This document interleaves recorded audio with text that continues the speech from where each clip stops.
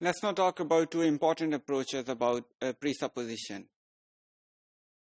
We can roughly say that presupposition or the knowledge about presupposition revolves about two important assumptions or approaches. One is viewing sentences as external objects, and the other one is viewing sentences as something which is produced by individuals or the utterances of the individuals.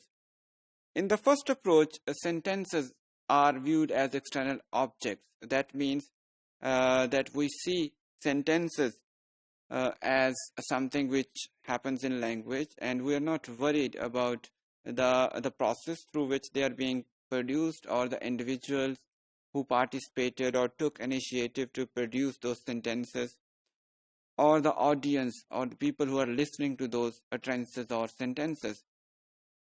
And in this sense, meaning is also an attribute of sentences and not of the process or of the individual's intention.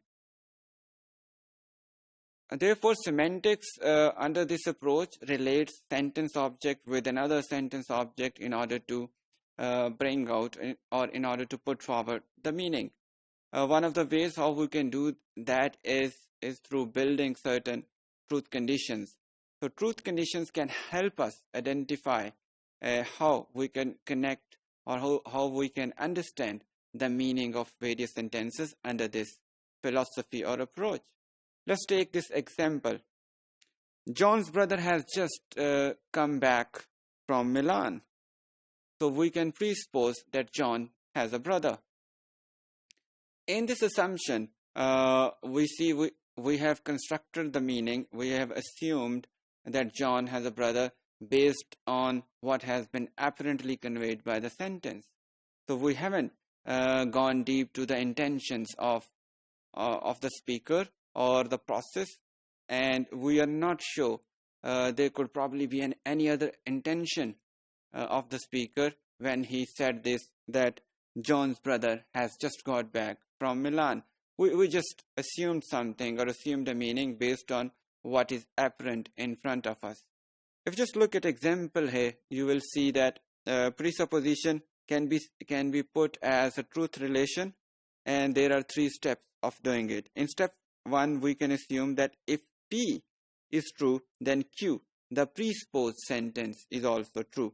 That means if we say that John's brother has got back from Milan is our P, and John has a brother, the assumption is Q.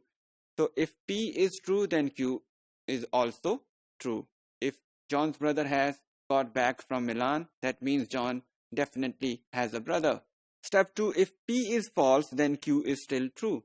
If we say that John's brother has not come back from Milan, Q can still be true because John can still have a brother. His brother may not have gone to Milan or may not have come back from Milan, but still he can have a brother. So Q can still be true.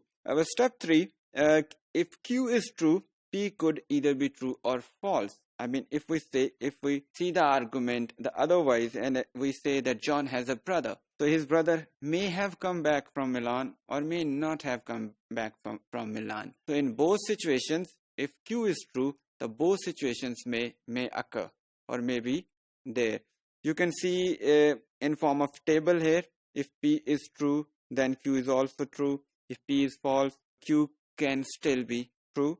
But if Q is true, P can be true or false both. This is how we present it symbolically.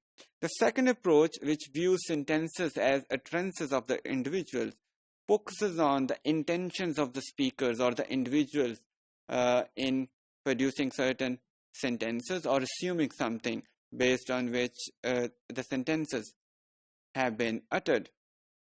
It looks into the various strategies modeled by the speakers in conveying certain meanings to their hearers or listeners.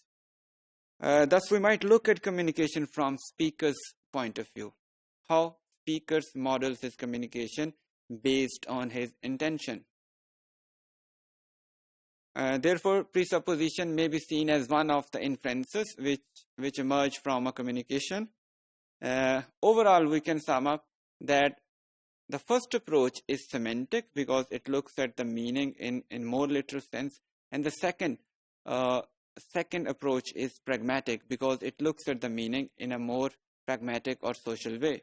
If we look at the example we have already discussed, John's brother has just got back from Milan. It can roughly be said that the speaker wants to inform the listener that a particular individual has returned from Milan. The way she does this will depend on what she estimates about her listener's knowledge. So, in the light of second approach, which views sentences as utterances, we can see that in order to decode the meaning of the speaker, we need to know his or her intention. If she thinks he knows John but not his brother, we can see in her use of example 1 an ordering of the assertion. So the following two assertions can be made if the speaker assumes that the hearer knows John but not his brother. So first assertion can be John has a brother X, or second assertion can be X has come back from Milan. So the speaker might intend to convey any of these or both of these. The first assertion is backgrounded by being placed in a noun phrase, whereas the second is foregrounded by being given the main verb. So which assertion is to be followed or to be foregrounded or to be seen as the meaning of the sentence depends on the intention of the speaker in this regard. So overall, both approaches to presupposition can be seen as a combination of a sentence, its overall meaning, their literal or word meaning, as well as their social or intentional meanings.